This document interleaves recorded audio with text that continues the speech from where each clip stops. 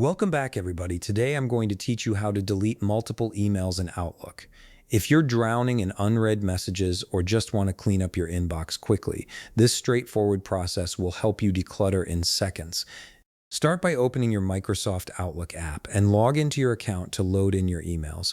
Once you've logged in, give it a moment to fully load all your messages. You want to make sure everything is synced up before you start selecting and deleting emails. Once your email has been loaded, you're ready to begin deleting multiple emails in Outlook. The process is quite straightforward, and you'll be surprised how easy it is. From your inbox pane, simply select the emails you wish to delete. Here's the key part. You can click and select multiple emails by holding down the Control key on your keyboard. This allows you to cherry-pick specific messages without having to delete them one at a time. Just hold Control and click on each email you want to remove. You'll see them highlighted as you go, which confirms they've been selected.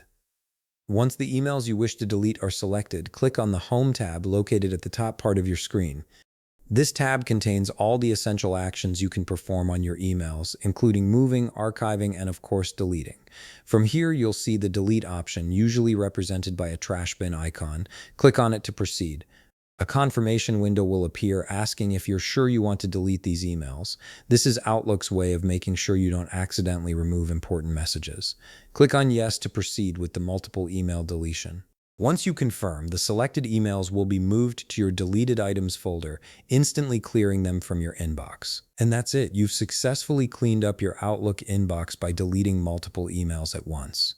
This method saves you tons of time compared to deleting emails individually and keeps your workspace organized. If you found this video helpful, please leave a like, subscribe, and see you in the next video.